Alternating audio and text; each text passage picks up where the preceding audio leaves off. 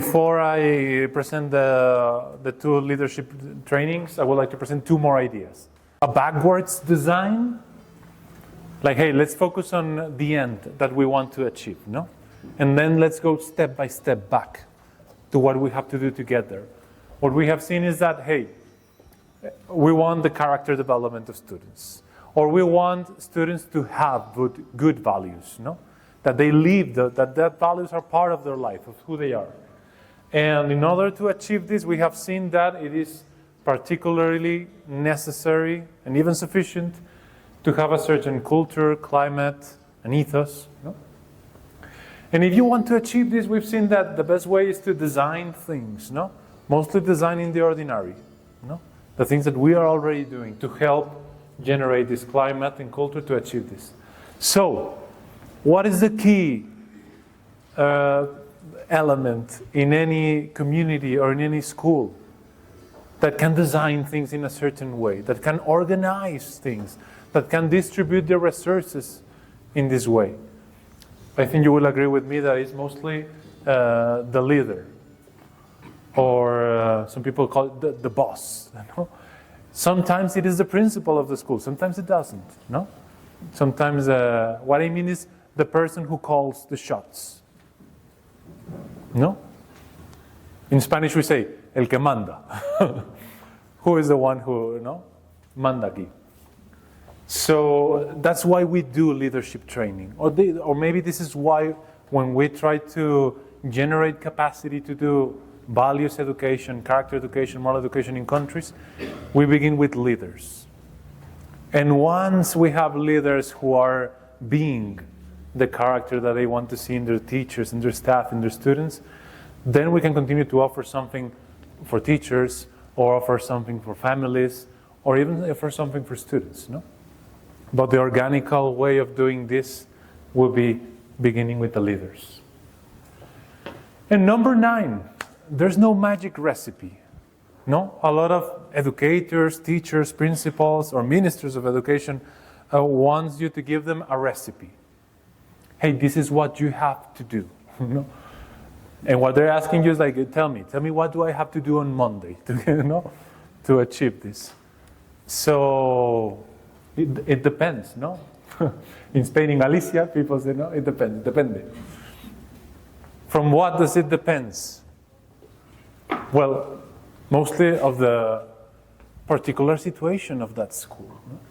Each community has its own problems, resources, challenges, and what needs to be done there to transform its culture is a particular solution, not a general solution. And that solution must be flexible enough to adapt to a rapidly changing world.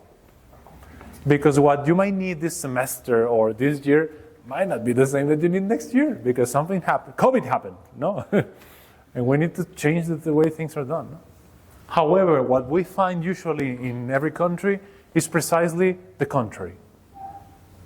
We have a school network or the administrator of a region and says, hey, this is the program that we're going to be doing for the next 5 years.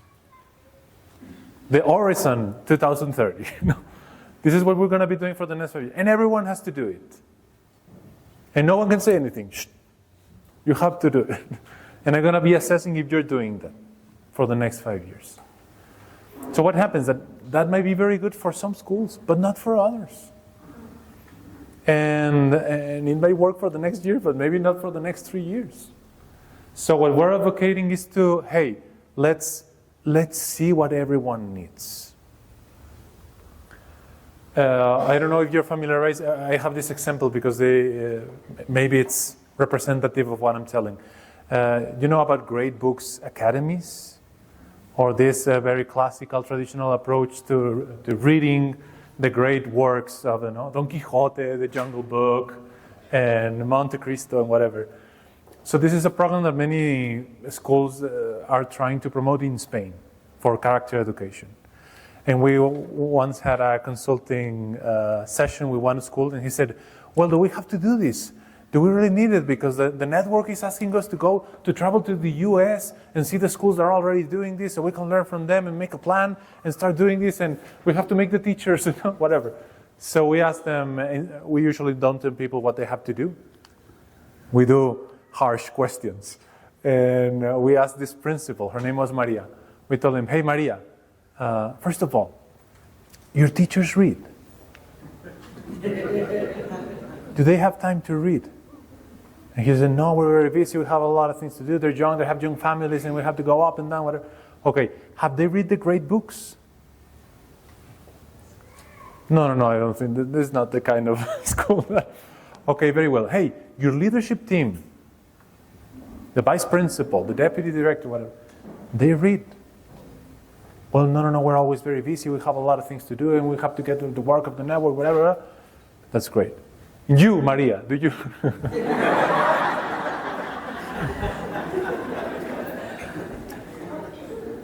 And we told her, I'm a really good friend with her, and I said, I know that you don't have time to read because you have 5 children, and you're always working, you're very generous with your time. And she was also previously the director of a turbine company, so a very amazing woman. And we told her, hey Maria, don't you think that there's something wrong here? I mean, if you're trying for children to do something that not even the adults in the school have already achieved, I mean, at least there's something that doesn't smell good, you know? And also, we know your school because we have been doing consulting here. There are a lot of troubles. People are always complaining of the many things they have to do. And they say they don't have time for their own lives and for their own families. And now you're going to tell them, hey, we had a great idea.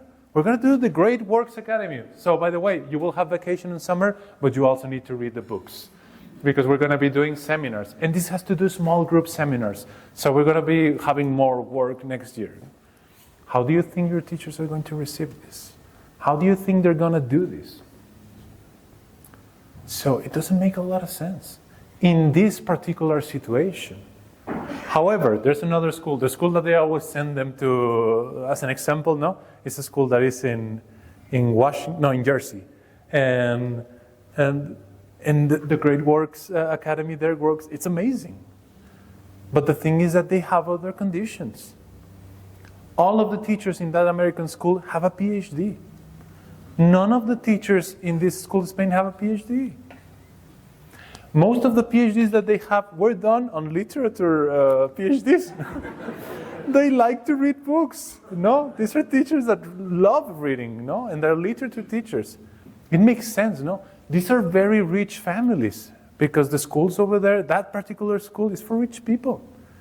These kind of people have books in their homes and they have time to read, maybe because they don't have to work that much. The children that you have in Spain, most of them don't have books at home. Not because they don't bother, but because they simply don't, and that because the culture is changing. So, no? And also they pay them like $100,000 to the guys in the United States, and they don't even have half of that money in Spain. I mean, in the American, they have like 100,000. So, in these conditions, this kind of initiative makes a lot of sense. People believe in this. They want this. The families want this. The teachers want this. If you have other conditions in which the teachers don't like this, they don't know about it, the families don't even care that much about it, it doesn't make a lot of sense. So, what I'm advocating for, I think this program is really good. I don't want to criticize it. What I'm saying is, let's see if this is good for us in this moment of our history. This is what the practically wise would do. And finally, what I'm advocating, I think the traditional approach that we find is a very vertical and hierarchical approach in which general and rigid solutions are made. There's someone at the top who thinks things, who is figuring out the solutions, making a diagnostic, and said, this is the solution. Everyone has to do this. We're telling leaders what they have to do. There's someone at the top who tells all the leaders, and then the leaders need to tell all the teachers what they have to do, and then the teachers tell the students what they have to do. And finally, this is an approach in which there's a lot of control and accountability. These people have a lot of meetings every week to tell people what they have to do, and maybe another meeting to see if they have done it. That's why principals don't have time constantly. So instead of doing this, what we're proposing, the not so traditional approach would be, hey, let's advocate for particular and flexible solutions. Let's find out what is needed in every place and in every moment. Instead of telling leaders what they have to do, why don't we help leaders develop what they need to effectively lead in their own circumstances? Why don't we help leaders be really good at making an assessment of what's happening in their schools with their community, involving the teachers, the staff first, but also maybe the students and the families. Hey, let's agree on what's happening to us. And then maybe help them have a lot of possibilities of things that could be done. And let the community decide. No? And this is an approach of trust and accountability. There's also accountability here. But it's not an accountability in which you're always on top of people, telling them what they have to do, and then no. This is the thing that I think is breaking most of the school leaders in every country. Having all these meetings about telling people what they have to do, and then checking if they're doing it. We tell them, hey, why don't you hire people that already know what they have to do? It's not relatively hard to find teachers who already know how to teach. So finally, after these two ideas, the PRIMED Institute. This is a week-long program that we have on how to redesign things, the ordinary things, focusing on who we are, why we do things, and how we do them. And maybe I can show you a video, no? Because we're a little bit tired right now. I think a video would work better. It has English subtitles. I only have a video in Spanish. We'll be doing this in Finland in April with people from, I think, 7 different countries, so we will have an English version soon. I think the video kind of transmits the vibe of what's happening there, but trying to be more detailed. This is a week-long immersion program. So we're going to be from Monday to Friday, from 9 a.m. to 5 p.m., like 8 hours every day. No?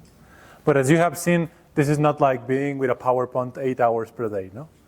It's a very interactive, highly dynamic. Yes. Sorry. I turned this off. Now it's there. No? Thank you very much. It's a highly interactive thing. No? And it's really focused on building relationships between the leadership team that is coming. We believe that changing the culture of a school is something that can only be done by a team that can talk about everything, that trust each other, that they're friends, no? That they care for one another. If not, it's very difficult that those leaders can do that when they come back to their schools. No? This is all evidence-based leadership training, no? Or at least there are studies. We talk about the research about what works in character education. This is training, trying to help people do what already has been shown that work. So there's some evidence that this training helps. Or at least the studies that we have been doing in Colombia, in Mexico, and in Spain invite to think that they work. This is for leadership teams of educational centers. So we usually invite to bring at least 3 people. The one who calls the shots, no? And maybe 2. Sometimes they bring 4, 5, 6, I don't know. No? It will depend on many things. But we usually have a cohort that is not bigger than the best number for us is 30 participants. If each school brings 3 people, then you can have up to 10 schools. If every school brings 6 participants, you can only have 5 schools. No? And we can have up to 40, but not more than 40. The dynamics and the things that are done in this kind of training doesn't let you have 80 people. No? I've done it with 80 people in Colombia, and now I will be doing it with 70 people in the Philippines, and it just doesn't work. There's some good in it, no? And people still do it, but I think it's way worth it if you do it this way. And finally, the part of this program is to make a plan. Make a plan for the next academic year, which is something that we invest, maybe the whole last day or the major part of the last day is invested in this. And the teams are working. Sometimes they collaborate with other teams. Sometimes we do consulting of the plan that they're already making. And well, this is one of the main. The 3 goals would be develop an action plan, build up the relationships within the teams, and have an immersion on what is this about, what really works when you want to promote values education, character education, personalized education. And in the case of vLACE, do you want me to put another video? Because, yeah, it was worth it. Because I don't, okay, very well. So I will put another video on the other course. The difference between this one, it has many differences, but one is that this is a year-long program that only has one workshop per month. It's one full-day workshop per month. So you have like 10. Different between 9 months, you have 10 workshops. And, well, let me show you the video and then I continue explaining.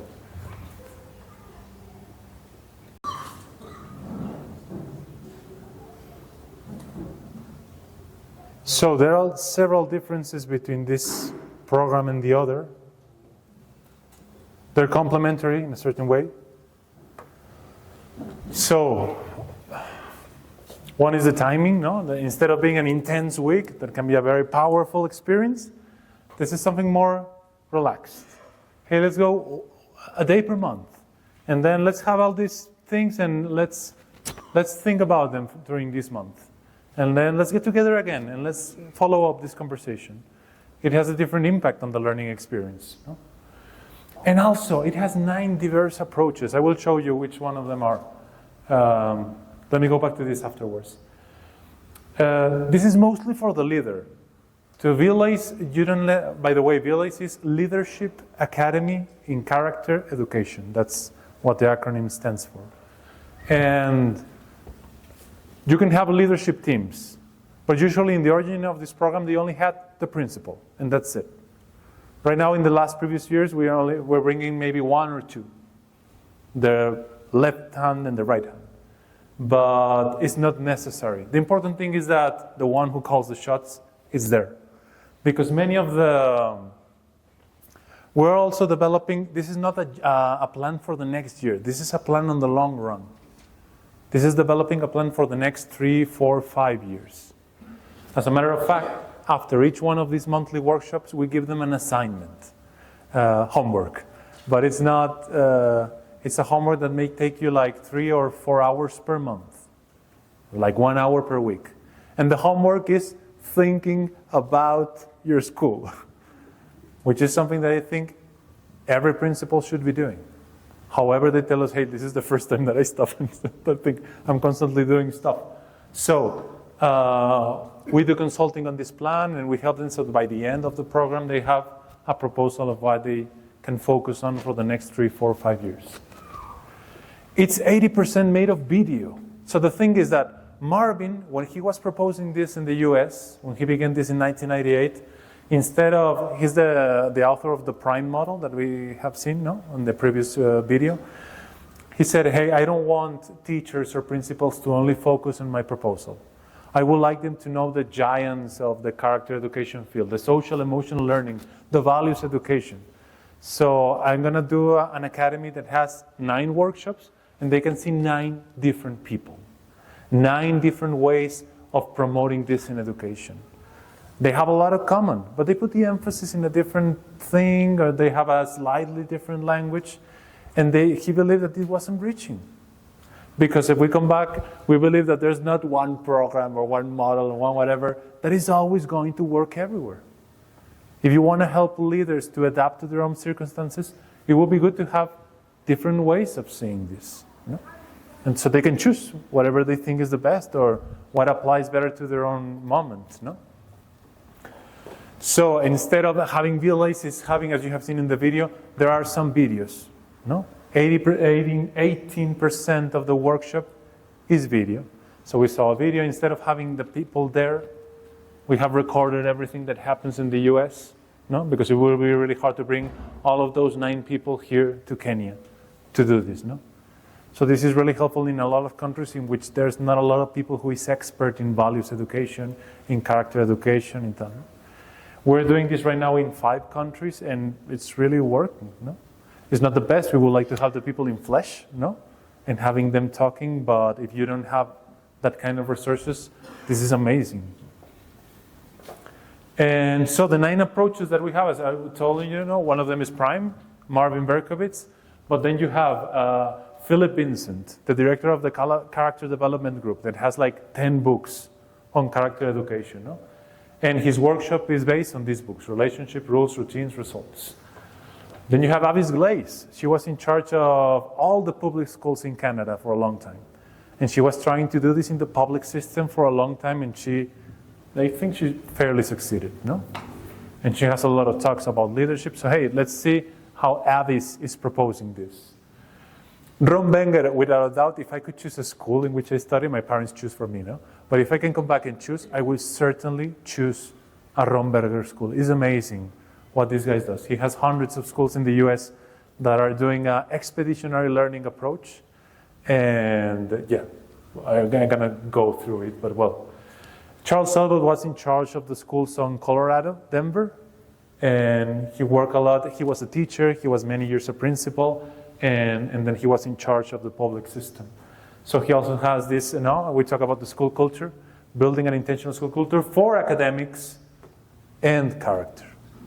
Not forgetting the academics, which are really important.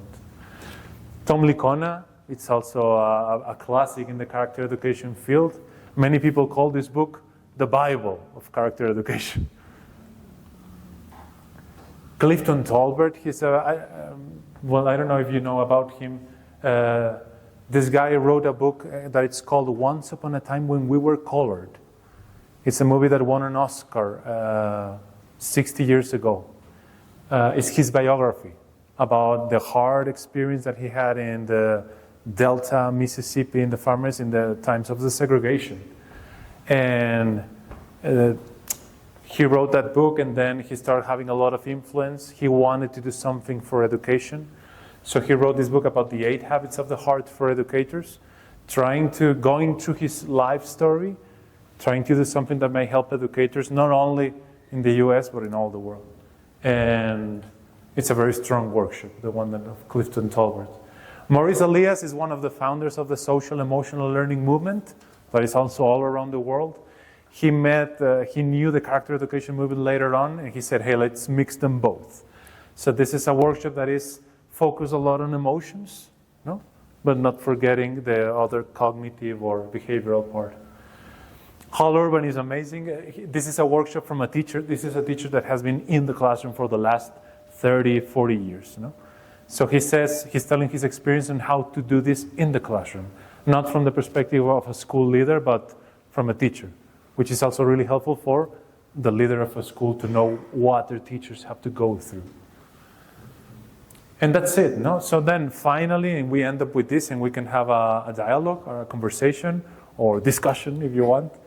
The main characteristics about what we do, about this training would be, first of all, I think that more than a course, more than us delivering contents, we are offering an experience. This is what our participants tell us most of the times. We're trying to model the culture that we are inviting you to promote back when you come back to your school. And many principals have told us, hey, I'm doing things the way that we have done things during this training. And it's really working for me. So in that sense, it's not only an explanation or a content, that of course we have contents, but more about having an experience, living it. The best way to prepare you maybe to this is to experience it by yourself. This is Aitor, my colleague. As you can see, I am the fat one and he's the thin one. We complement each other during these trainings. A lot of people tell us, hey, I have time to think. A lot of them have been doing through a lot of trainings, and they say they're always being told things that they have to do, go, and you have to start on Monday, We usually tell them that they don't do anything the first year, to wait, to think, to reflect, And we also do this during the training. There's a lot of silence time for people, and then time to share what you have thought about it. And then important conversations. Many people tell us that, hey, you create a safe context in which we can talk about the things that are important for us. There are many topics or many conversations that we don't have because we're afraid, because maybe we think it's dangerous to open that box, a Pandora's box. And it's true, it's dangerous. But we think that we're really good at creating a context in which, hey, these are spicy topics, but we can talk about them. And things can be done peacefully. There's a lot of teamwork time. A lot of people tell us, hey, we don't have time to work with our teams, no? When we have these meetings at school, we're always running and just telling people what they have to do. And go, no. So here's time for you, like, hey, just think. Discuss. Tell what you really think about these matters. Share. It's okay if you don't agree. Let's see, what are the things that we have in common, which are the things that are not. And we also do a lot of circle time, in which if you have teamwork, time to spend with your team, you also have time to share with all the people who is participating in the training. And this is without a doubt, I think, the most enriching experience of the training that we do. It's not easy to have a lot of people, to have 30 or 40 people to trust each other and to really say what they think. But by the end of the second day, we got it. It takes time, no? And then the third, the fourth, and the fifth day is quite amazing. And it's very enriching to see that, hey, people see things differently, or maybe we thought we were alone in this, and no, this is a common experience. Everyone is facing this challenge or these problems. A lot of networking time. I mean, during this, we're not trying to make networks or make business between schools. We will try to, we're intentionally and strategically promoting to cultivate friendships between the leaders of different schools.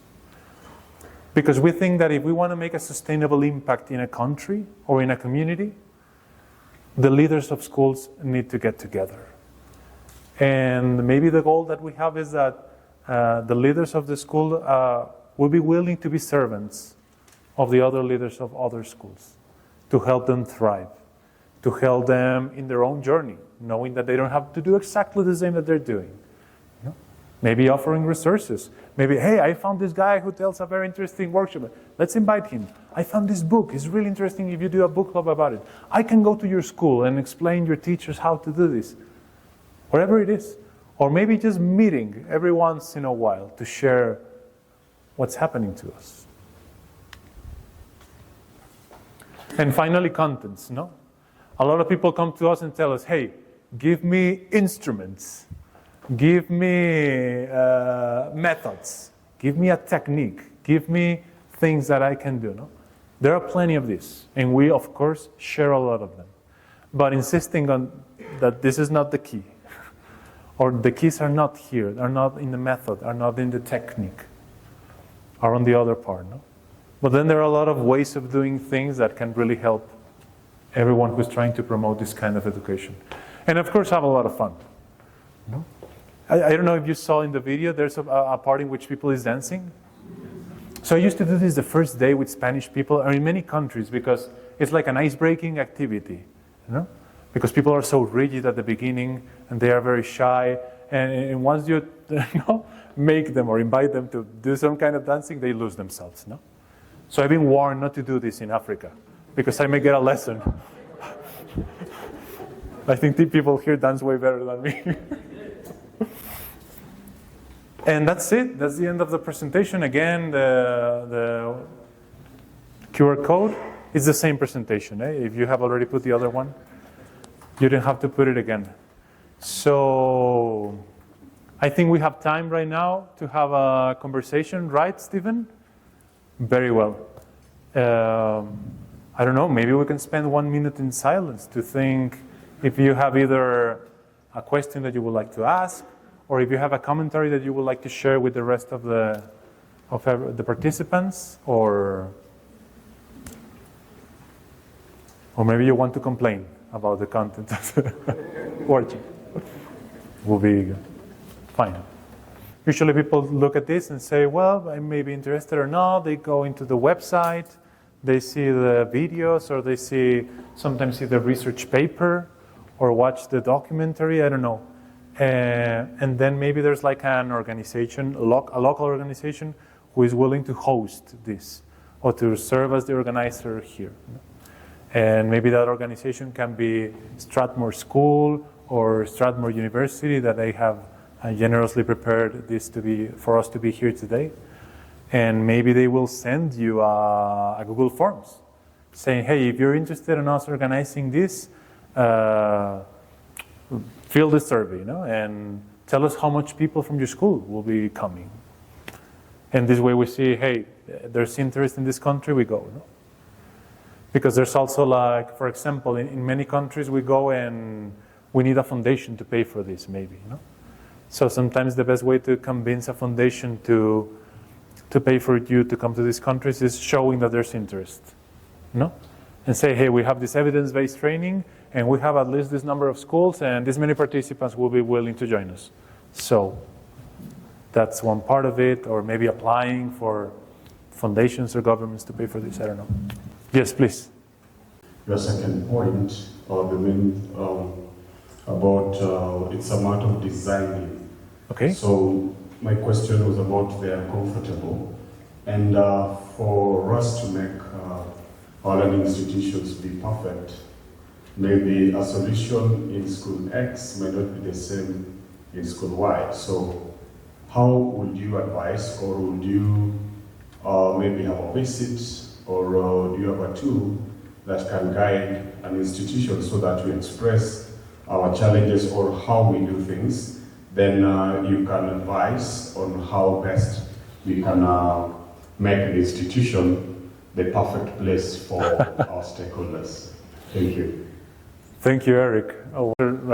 I think that what we do during this week-long program is explain this or go through all of this. But it takes 40 hours, And it's a lot of time, and you cannot go to the end without going through the journey of the beginning and expanding the conversation on what you have built before. But like in a summary that I don't know if it's gonna complicate things more, would be, I think that part of the problem, if a school wants to go through this, I think that part of the problem in education and also in other contexts of society is that we have lost common sense.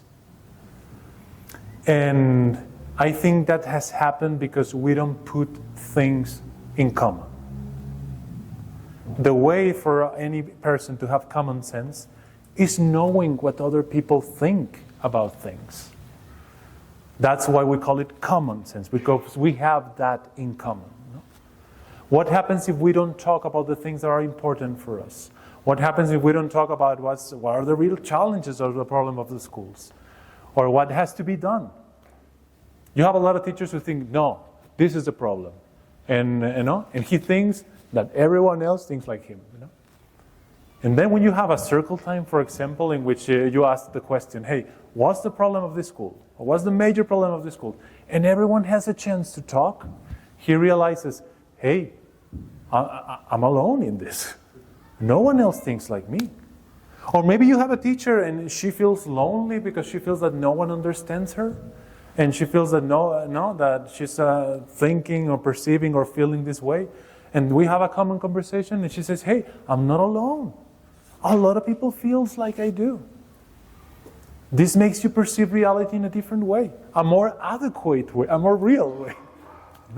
And this makes you move in life and relate to others and work in a different way. So there are a lot of problems that happens because we don't talk.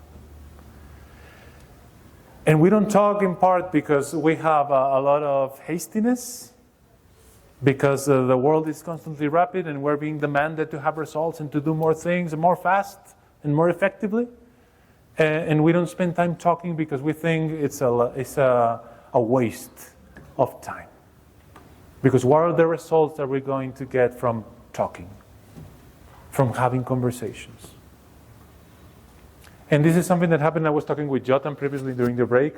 The thing that I think is happening to schools is that we're applying the design that has been evolved in the corporation context, which is a perfectly designed for effectiveness, for results, for productivity, for profit, for doing more in less time.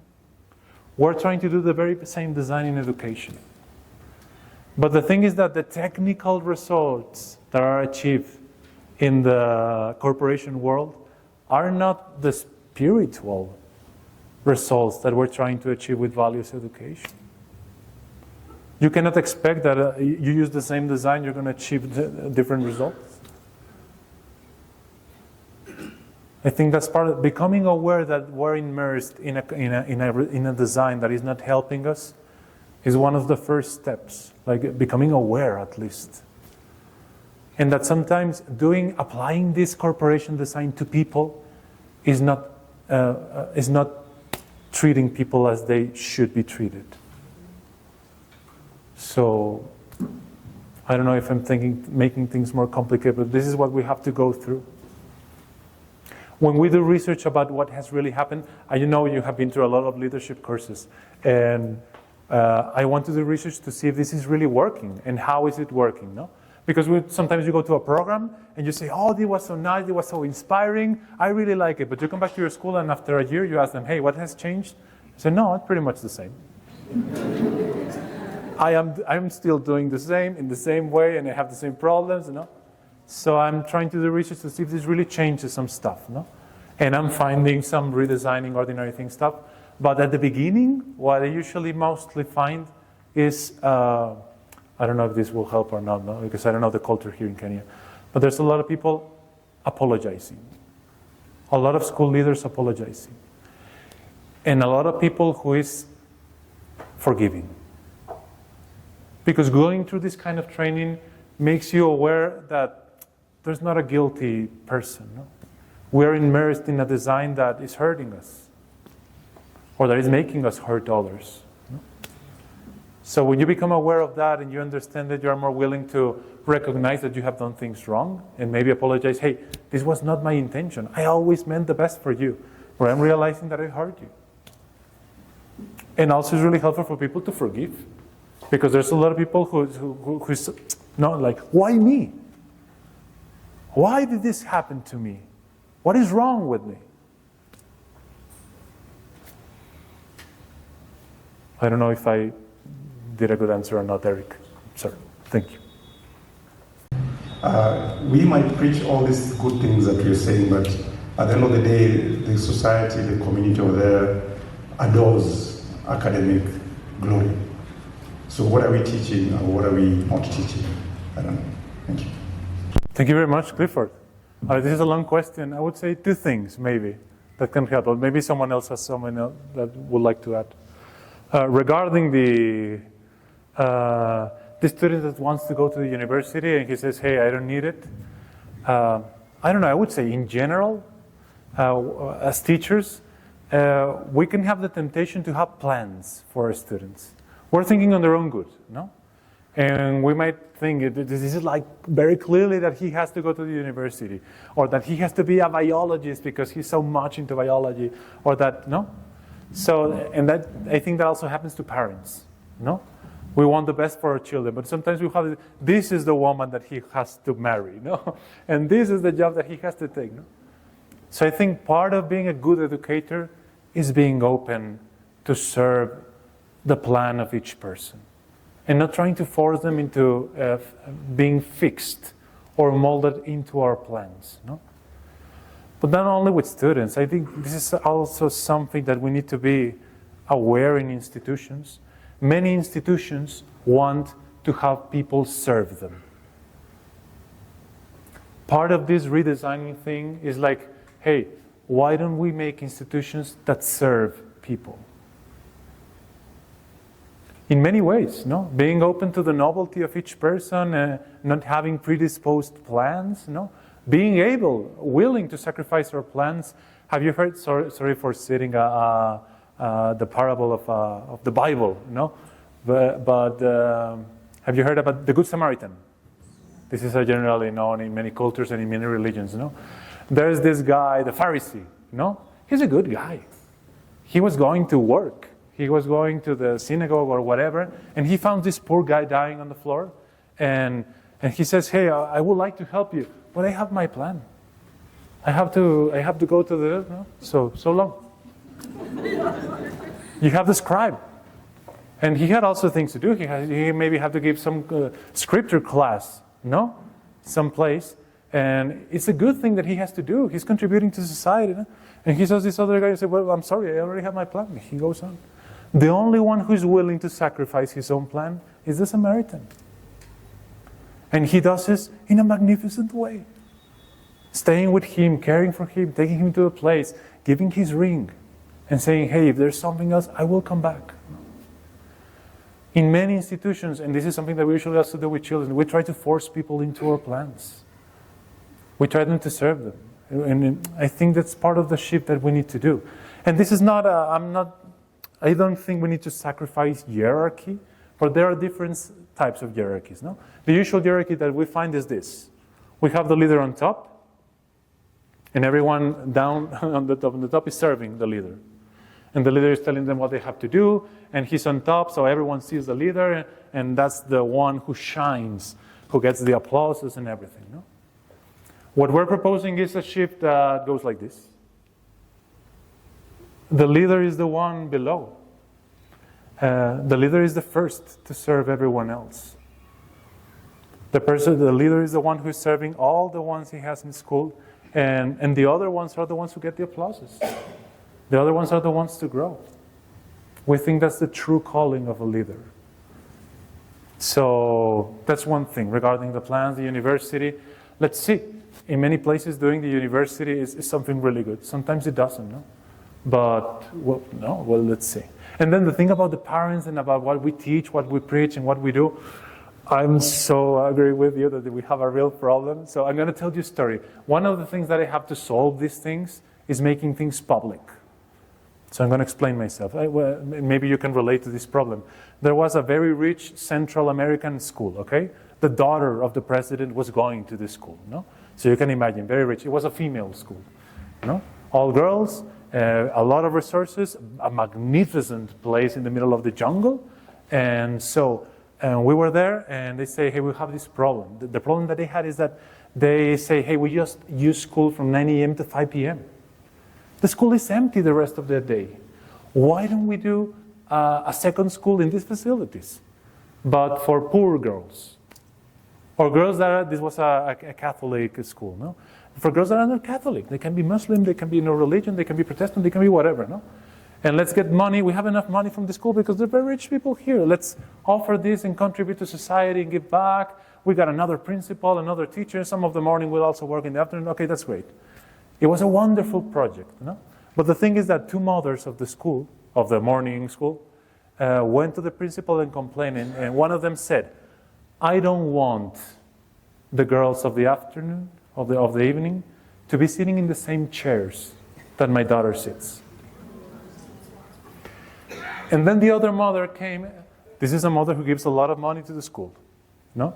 He's not only paying for her daughter, he's also paying to support the school. And maybe you cannot miss that money. The other mother said, hey, it seems that they cross because the girls from the evening arrive at 4 p.m. and the girls from the morning left at 5 p.m. So they cross in that hour. No? And the mother said, I don't want my daughter to see them entering the school. I want them to enter through the back door, through the service door, you would say. And so you have a lot of problems with this, because sometimes this can be the wife of an authority in the country, you know? And this is clearly not a Catholic ethos, you know?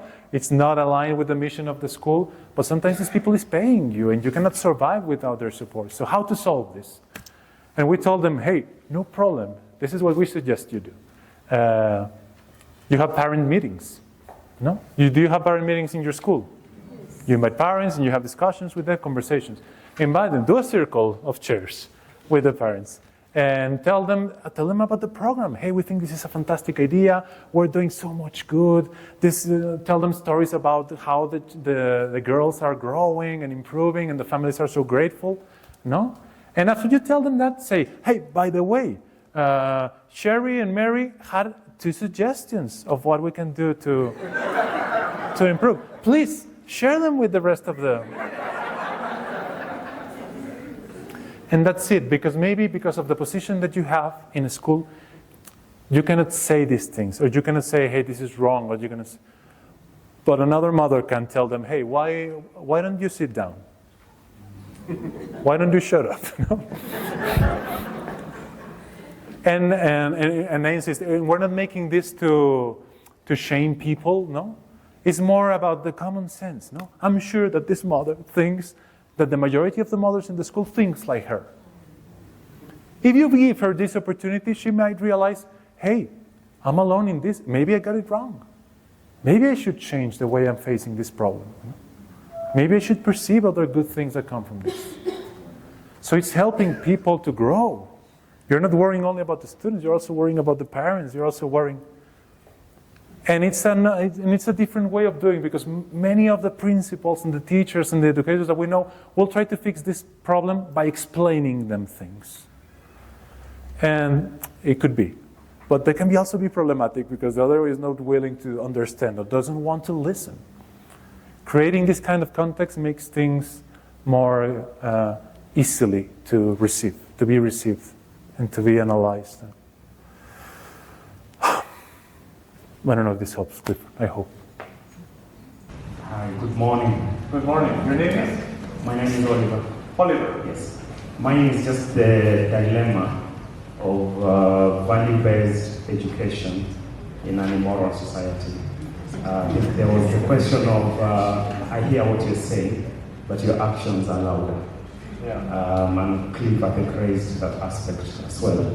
How do we teach integrity in a rotten society? The actions are so loud. I think we would really love to hear ideas around that.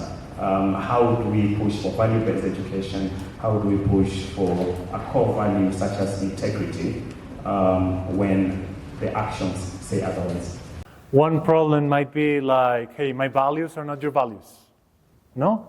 Or don't teach my children these values that I don't value at home. No? And we can have this discussion. And this has been one of the major problems in the 60s in the United States, at least, no? Or also in Spain in the 80s. Like, hey, we cannot teach values because that's forbidden and we might be imposing or indoctrinating something that we should not, no? So the clear answer for that is that there is no value-free school. It has never existed and it will never exist. Just by being there, willing to listen to others, those are values, no? That we dress up properly to come to see others, it's a way of showing respect, of showing appreciation, of showing courtesy. You know? That we insist on children to listen to one another, those are also values. You know? So it's impossible to have in a value-free school. You know? So that's the first thing. You know? It's like a fallacy that we can have a no-value school. The other thing is that I think we have way more values in common that we have different, you know? Or that we do not share. We all share trustworthiness, justice, empathy, freedom, listening. You know? There are a few things in which we do not agree. You know? And maybe this can be on politics. You know? That's why we don't teach a certain approach to politics in the school. It can be things related with marriage, or with sex education. It can be things that have to do with abortion or with euthanasia or no. So the thing is that, hey, not because we do not agree on these values doesn't mean that we have to renounce to any value formation. You know? Maybe in this school we have a certain community in which, hey, we're not going to talk about abortion. We have come to an agreement that this is something that is out of school. This is something that will be discussed within their families or each one within their church. That's fine. Sex education, the best way that I have seen to solve this, because I mean, you can have Catholic sex education, you can have the government sex education, and people think that everything is fine in the government. What I have seen, I have not been in Kenya, it's very problematic in the public system because a lot of parents complain. Hey, I don't want you to be teaching this to my daughter. I don't want you to be teaching this to my son. So the best way that I have seen public schools solve this is having a common sense approach with the parents about sex education. Hey, do you believe that sex education is important for your children? Yes. No. Should we be doing something? Yes. No. Let's talk about it. And if we do agree, what should we teach? And what should we so each parent can discuss this at home with their families. No? We don't know. Let's invite some experts. Let's invite very right-wing sex education conference speakers, and let's bring some of the very left-wing. No? And let's bring some people in the center. Let's listen to them. And maybe we spend one whole year thinking about this as a community in the school. And then we start.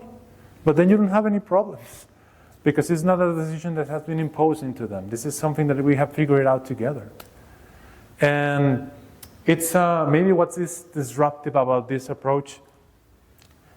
You have seen what I have presented all along this presentation has to do a lot with trusting people. And this is something that is not done in many cultures. I believe that people have noble intentions and that they're looking for the best for all of us. I believe that sometimes we're wrong.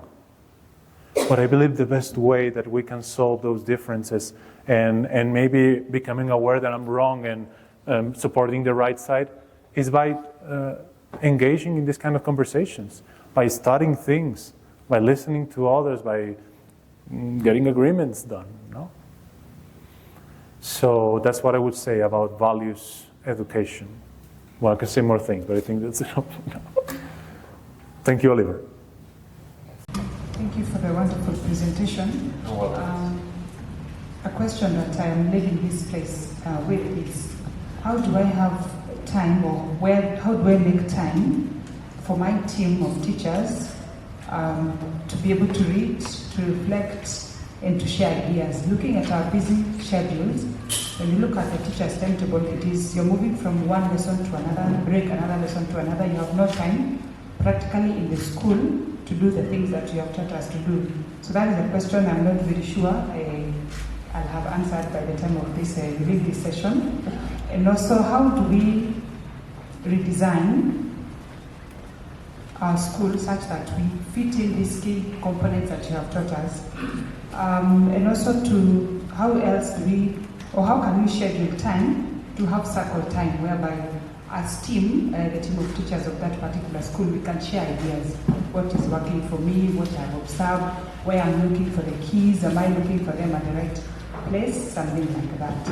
And also something else, at least you have confirmed, is trusting people. So thank you very much for that. Thank you very much for your comments. I would say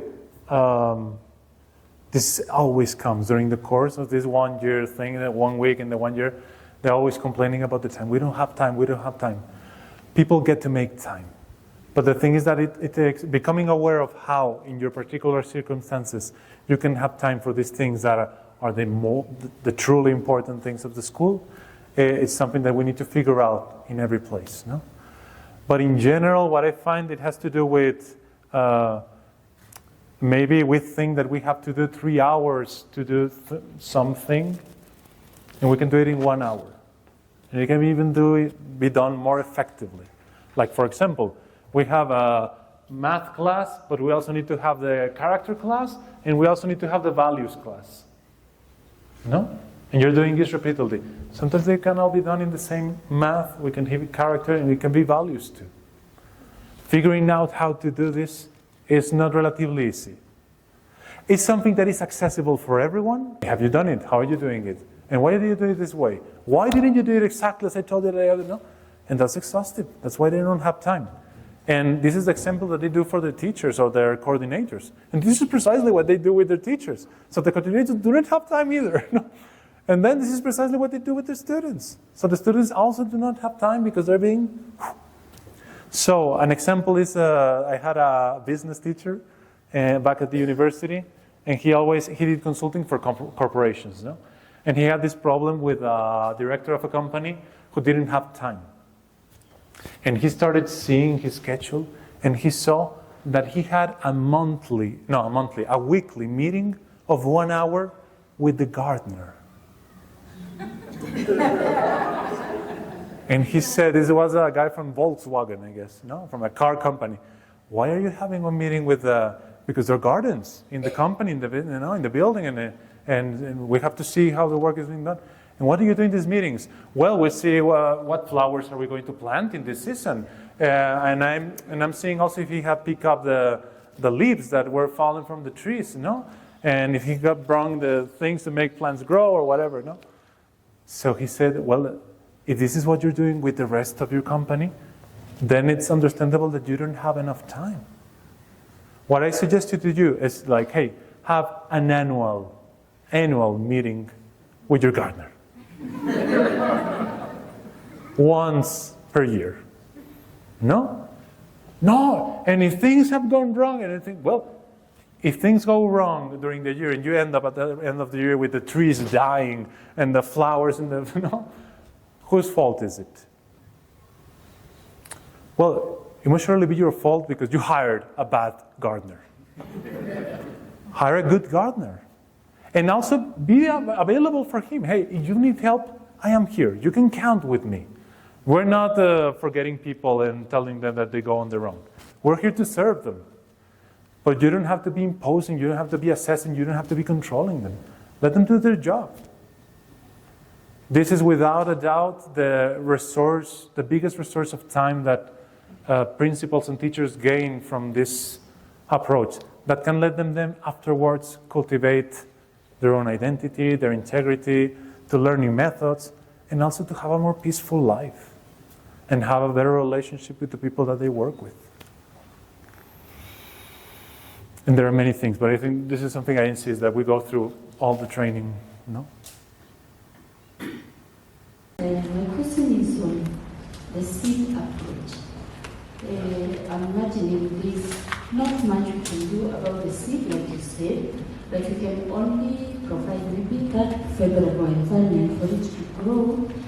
And in this approach, what would you suggest about expulsion of children from school, or maybe a staff that you feel is really not fitting in? What would you suggest? Is it possible that the character that is inside the seed can change? Or it's just time to escort? What would you suggest? Thank you. And the teachers of a school are, without a doubt, one of the major contributors of these conditions that can help children grow. So it's something really important. Not only teachers, the persons who are in charge of cleaning, or the custodians, or the chauffeur of the bus, or whatever you have. All these adults have a significant impact on children. So you need to help them. We have to design things in a way that they can also cultivate a good character. And the way to do that, I can give you some examples. But sometimes what we find is that these people do not feel the school as their own. They don't feel that they have a significant role there. Sometimes people do not talk with them. They feel that they don't care, that people don't care about them. So when you're in that position and you're doing a work, you just conform with the minimum essentials. And as long as you can stay in your home, you stay there and you don't care. So what can be done? I can give you two examples. One of them was, I had a 1 week long training, the PRIMED Institute, with some principals. It was in Mexico. And one of the principals, she was so excited and she said, well, you have to come to my school and talk about this. You have to know, because the teachers, and I'm like, her name was Vanessa. Vanessa, why don't you tell them? You're the principal. They will listen to you. And it's better if you do it than if I do this. And as you have seen, this is not that much about what you preach, but about how you relate with them. And he was, no, but it's important that someone from outside comes, If it's an exotic, bald Spanish person, then they will listen, If I tell them, they won't listen to this. So I was like, well, okay, I go, So when I arrived there, people had like these faces. Everyone was seated in a classroom. They had to go extra time to listen to this Spanish guy who came, even though I'm Mexican. But they were like this, And I started like smiling, trying to get people. They see that this was not going anywhere. So I said, okay, let's change the approach. So please, everyone pick up a chair and let's go to the garden, And they were like, okay. So we bring a chair, we went to a garden, we make a circle of chairs. And I said, hey, a question. I would like each one of you to share, what is it that you like the most about this school? What are you most grateful about your work years here? What is it that you appreciate the most? What is it that is helping you more, growing as a person or doing your job well? And I will also like you to answer, what would you like to change? What do you think can be better? What do you think must stop and must not be done anymore? And they each one have a chance to think about it, and then everyone begins sharing. No? So a lot of things were saying. One of the teachers was very disruptive, and she attacked the principal, but nothing happened. The principal listened, and okay, I'll try to do better. It's fine. We continue. But when we arrived, there was a cleaning lady, and when it was her turn, she started crying without saying anything. And so we say, hey, are you okay? Calm down. Do you need anything? And she said, no. He said, don't worry, we can pass the next one. And she said, no. I want to say something. And when she recovered herself, she said, I have been working here for 18 years. And this is the first time that someone asked me how things can be done, what can be improved to help children. And I'm very touched for this. And I really care about children. And I have all these ideas that things that I would like to do. Of course, I can do all the cleaning, but I can spend more time here, and I don't have to charge. Please count with me, and no. So everyone was really moved about this, and we continued. So when we finished the session, the principal was really happy about it, and she said, "You see, Juan Pablo, you need to come." But I told her, Vanessa, this is something that you could have done. Now this lady, now she thinks that a guy from another country needs to come here to listen to her. You can be the one that listens to them, that count with them, you know? So that's one thing. And the other thing that I really loved was they had this in a public school, Francis Howell Middle School in St. Louis, Missouri, one of these terrible schools that just turned around with these programs. And they made this program of that classrooms adopted adults from the school. So this was like, not the teachers, but mostly these staff people that usually get forget about, no? That no one knows them, no one knows their names, and they're usually sad or working or they don't have a relative influence. And so you have like small children, like 6-year-old children, 7-year-old children, adopting that adult, no? So they adopted like the cleaning lady. And being adopted meant that you have to go 5 minutes every 2 weeks to the classroom and say hi, no? And say, hey, boys, this is Lady Mary. No, I'm Mary. Say hi. Say, how are you doing? Hey, you're an adult. We're adopting you. Yes. Tell us more about your day. And she says, well. No? So the cleaning lady, for example, was telling them, well, this week I am very happy because I come to your classroom and it was really clean. And I didn't have to stay up late.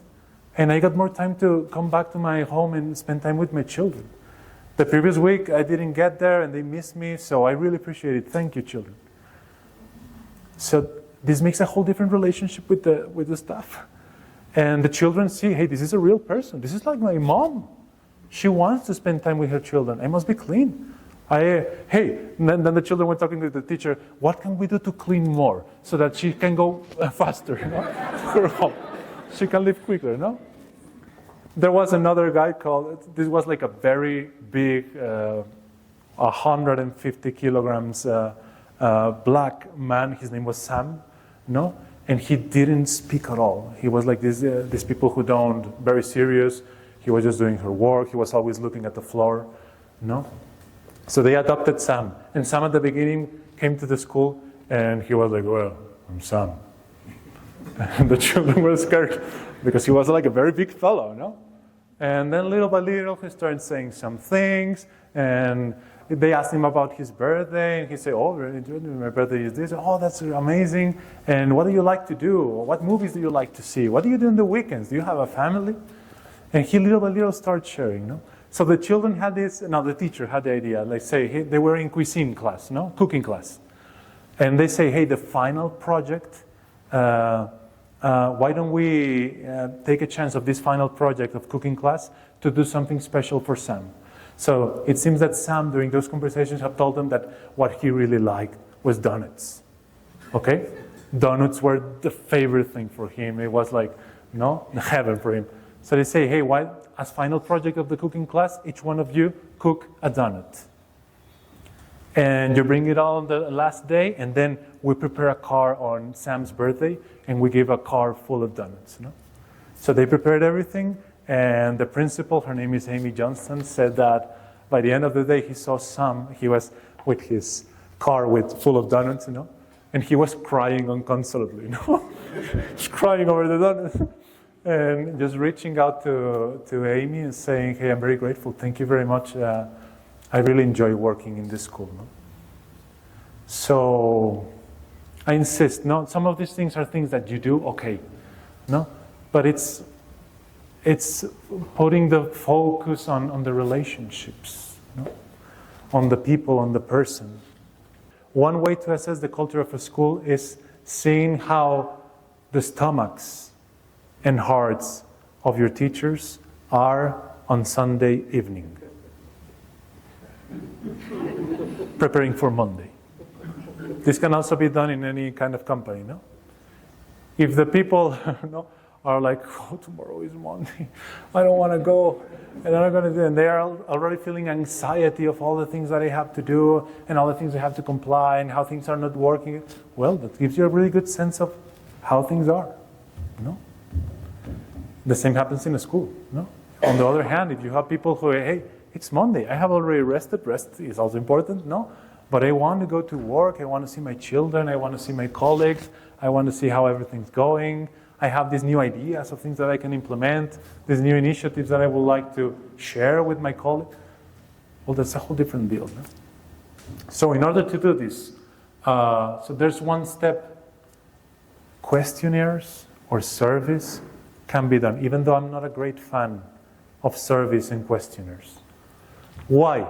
Because I think if a community, if the only way that a community has to speak about the things that are important for us is by having an anonymous survey, this clearly states that we have failed as an adult culture. I mean, if you have a really big population and we don't have time to gather the thousands of people that we're here to talk, okay. But usually in schools, how many, well, I've been told that you have many teachers in schools in Nairobi, no, in Kenya. Maybe you can reach 150. Maybe you can reach 200 staff members. Well, you don't have to gather that whole 200. Sometimes you can do it, but you can group groups of 50, or you can separate elementary school from middle school, from high school, and you can talk about these kind of things. No? However, if you want to reach a state in which we can talk frankly about the things that we care, you need to go to a transition process. And in that transition process, you may very well do a questionnaire. So there are surveys that are questionnaires that assess the adult culture. We invite people to do, during our training, the year-long program, on the 4th month, we invite them to do a questionnaire of the adult culture. And it's a very strong experience. Because usually principals do not like what they find. What we have seen is that almost in 95%, half of the people is really happy in the school. They say it's the most wonderful place. And half of the people complain about things. They express, they have resentments. They feel disappointed. They feel they are invisible, that they don't count with them. And this kind of questionnaire, I don't know, I will tell you the question. Some people tell me, this is a very violent questionnaire, but I don't think it is, no? It's a questionnaire in which you can ask these questions. They're fair questions. The questions are, how are decisions made in your school? How are important decisions made in your school? Does your voice matter in these decisions? How does that make you feel? How are new teachers received in the school? Is it working? How do we help people who have problems in the school? Talking about the staff. How do we help them? Is this being done the right way? How do we solve conflicts in this school? Do you think they're being done properly? Are there groups in this school? Like we have the favorite ones who are always favored by the principal or the leadership team, and we have the neglected ones, the black sheeps, who are being left on the other side. How do you think this affects the culture of the school? Do you think this is helping or not? What is the rate that you will give the culture of the school? So I'm afraid I see a lot of people of you writing these questions. Please, I will strongly suggest that you do not do this when you come back to your school. Because the results are, I've seen people cry because of what they find in this. It can be really strong, no? But, and we do this as part of a larger plan, no? Doing this kind of intervention is something that can be done as long as you have done some steps before and have some steps prepared for the future, no? Because if not, it can really well fail and even turn things into worst, no? So there are listening procedures in which we can listen to everyone, and everyone can feel that their voice is heard by everyone in the community. But I insist, this is not a game that we usually do. The game that we usually do is I make a survey, and I receive the things, and I receive them, and I think about it, and then I took some steps. Well, we don't usually share the results of that survey. And not if it's a questionnaire. If it has open questions, very few people share the results of an open questionnaire. Why? Because you make a lot of risk. There's a lot of risk. But this can also help a lot to gain common sense of what's happening in a school. And also for the people to know hey, this is what my community thinks about what's happening here. So, I don't know why I started playing. So these are some kind of assessment that can be done about the culture. We have other surveys or questionnaires for children. We have others for parents. And there are many, no? If you search on Google, you will surely find a lot. No? But I insist, the important thing is to know that the questionnaire shouldn't be the ordinary way in which we talk or we perceive or we receive or we hear the voices of the people that we're working with. It should be a transitionary step in order to really talk face to face. That would be the normal thing to do. And then it's important to have a plan. What to do afterwards? Do we make the results public? How do we make them public? If we make them public, what are we going to do afterwards? What's the proposal that we have? So these are some insights. Great. Last question from me, if there's none from the floor. Great. So how can schools track whether they're succeeding in character development when their students go into the real world out there after school years? Oh. So, because that's the end product we're looking for, right? How can we measure whether we are doing it right? A teacher of mine used to say that you find out how many of your students are in jail. So if you have students in jail, you're not doing a very good job. But then, what's a real measure that one can use? Well, I would say this is a tricky question because this would be the same question as saying, hey, how can I assess the character outcomes in my students? Which is something that usually people talk to us. Hey, we want to see if this is working. So the thing, when you're assessing academics, that's relatively easy. You make an exam. You have standardized tests. And you can see if you're reaching them. When you're trying to assess character or values outcomes, you usually need a longitudinal study. We need to know what happens in the next 10 years. And also to study if this was because of the school, or maybe this was because of the family, or maybe this is because she married a really good man and she was really influenced by his presence or whatever, no? Or she had a really good wife that really transformed his life. And doing this needs a lot of professional people, a lot of money, because you have to pay them, and you usually have also to pay the people of the studies. So I don't think it's a good idea trying to have this in every school. What Marvin did and his team is, hey, there's a lot of rich people in Harvard or in Cambridge or in the UK, in Oxford, that have already expended a lot of money trying to realize what really works. This is like trying to find the medicine that really helps it for something. Once you have that job, we shouldn't be looking that much into, hey, let's see, or no, let's try to analyze this in the longitudinal scale. You can call your students 10 years from now and see how they're doing and see how they're faring. But it's highly likable that have work in other places and also in other cultures, because these people do studies not only in the US, but also in other countries or in other continents. So that's one thing that I would say. What we focus here is on telling you, hey, what works? What actually is working? But we don't focus that much on assessing this. However, if you have universities nearby you, and you have PhD students on education, on psychology, or in sociology, they might very well be interested in going to your school and assess if this is happening.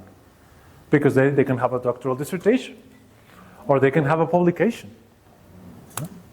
So sometimes I have, and sometimes PhD students do not have schools that want to count with them, or that are shy or are afraid that someone comes and study what's happening to them. So this can become a win-win situation. But it's not that often, so I'm not insisting on doing this. And the thing about seeing results, I don't know if this, Stephen is gone, but I got this idea, oh no, he's back there. I had this story, I don't know if you can relate with this or not, but there was a principal in another Latin American country, and he was very excited about the workshop that we have done. We have done this week-long thing, and he was like, Juan Pablo, I have a new mission statement for my school, now that we have finished this. And I'm like, okay, Jose Luis, what's his name? Jose Luis, what is it? And he said, I want children to do the right thing, even when no one is watching.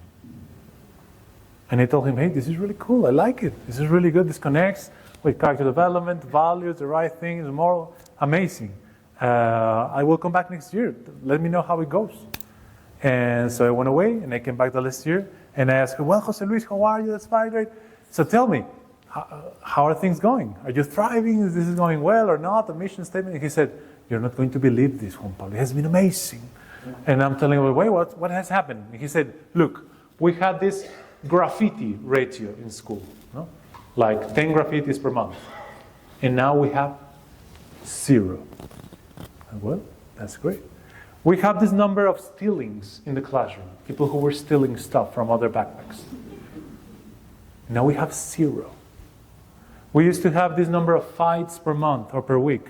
Now we have 0. We used to have vandalized stuff in the bathroom. Now there's no vandalization. And go on and on and on, and everything was almost a 0 ratio. And this is amazing, because for someone to achieve this in 1 year, it usually takes years to achieve this kind of change in the culture, no? He said, no, 1 year, that's it. And I'm like, Jose Luis, congratulations, this is amazing, I couldn't believe it. But tell me, what have you done? You just changed the mission statement and that's it. And he said, no, look, cameras.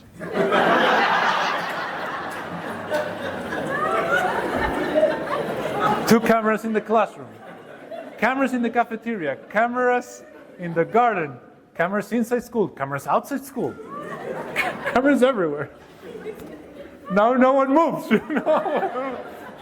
without thinking it twice. So I told Jose Luis, this is not what we have seen in the course, man, come on. And he said, no, but this is so amazing, no? And the administrator is so happy with me, and he's inviting me to show this in other schools. And I'm like, Jose Luis, your mission statement, you said, hey, I want children to do the right thing, even when no one is watching. There's always someone watching right now. What's going to happen when there's no one watching? What's going to happen when your children go out of school? What's going to happen then when 10 years from now, when there's no one there surveilling them? You have just destroyed the opportunity that you have in school to achieve this in this early age, no? Which is a risk, because this is a Latin American public school, and there have many problems, and it's risky. But I insist this camera approach is not an educational approach. It's a behavioral approach. It's a controlling approach. And we're not controllers. We're educators. So I think part of having these long-term results can only be achieved or can only be promoted at these early ages, providing experiences similar to the ones that they're going to have. Of course, we need to offer a safe environment, and we're not taking greater risk. I mean, the 6-year-old children are not deciding who they're going to marry or what, if they're going to study medicine, no? But if we don't worry for them to be able to make responsible decisions in increasing the level of responsibility for those decisions as they grow up, they will end up being an 18-year-old that doesn't know who will be expecting for someone else to tell them what they have to do, or someone else to be controlling them. That's it. Thank you very much. So we've come to the end. I want to thank you again, but thank you. I've been your MC, Stephen Odhiambo. Have an awesome afternoon, and I hope that we will meet in the program at the various levels. So, tuanane majaliwa. Good afternoon. My name is Eric Owino, the head of school, Trinity International School. It's been an wholesome experience to come here for this particular session. What I've really learned here is about my own character. If I would like to get the positive aspect in the learners, that impacting the character in the learner fully depends on me as a person, and also just trying to look at some of the ideas that have been fronted here about looking below the light, trying to find the key, the darkness and the light. It's the most important thing, and at times you don't really have to go far. The solutions are within your reach. Thank you. Hello, my name is Alice. I'm the director of Trinitas International School. And for me, my biggest takeout is it starts with a human being. So we are teaching children, not subjects.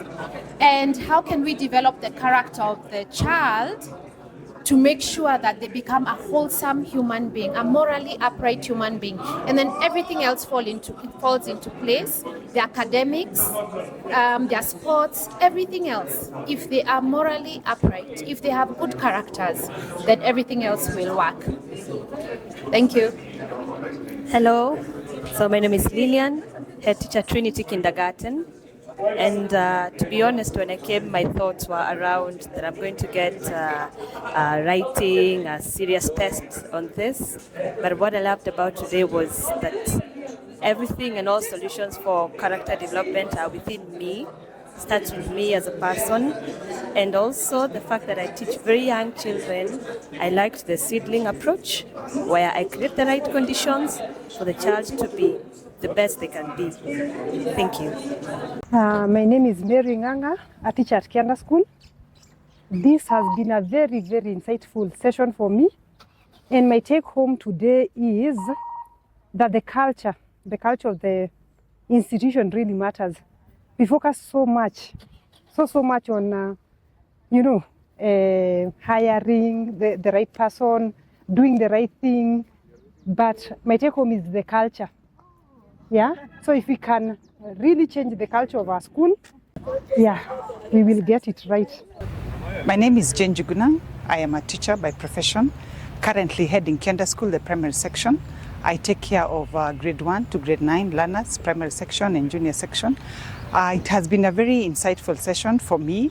I have learned so much, but my take home is to have time to reflect, to read, which I'm currently doing, and I hope I will continue doing, because we've been given the benefits.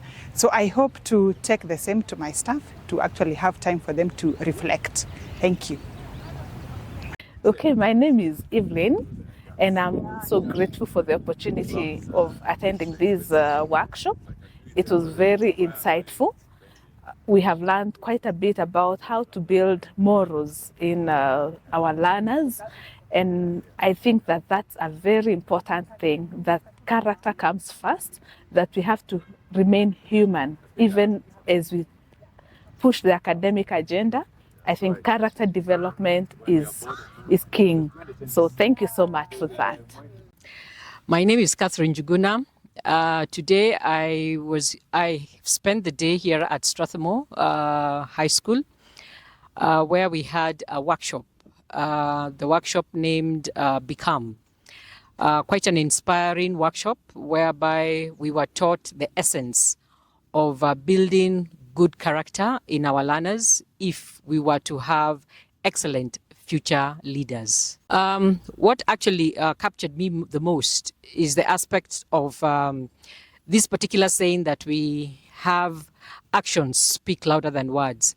And I believe we all as the future leaders, including we the adults, were to do exactly what it is that we say through our actions, then I believe our learners and our children will always follow in the good footsteps. And my name is Margaret Mwangi. I am here in Strathmore School. I attended a leaders workshop here called Become, and it was an eye-opener, really eye-opener. I feel rejuvenated as a teacher. I feel enlightened. Two things I learned today is that the biggest tool I can impact on the learners is my own character. And that children, I am the first role model in that classroom. And I teach what I am. So the buck starts with me and stops with me in this learning process. Thank you. Hi, my name is Karen Miruka. I am a teacher at Thomas Bach School in Buruburu. I teach at the junior school. And today at Strathmore, I have had a nice time and I've really learned a lot as a leader. The topic was Become. One thing that I'm taking home today is that as a leader, I need to trust my people. I need to learn to listen. The speaker repeatedly reminded us of the importance of collaboration, motivation, among other things that we should take home. So the education with character. Character is the basis of everything, so that we train learners who can fit everywhere in the world. So I'm up to the game. The task is on my end. I'll have to ensure that character is key in Thomas Bach.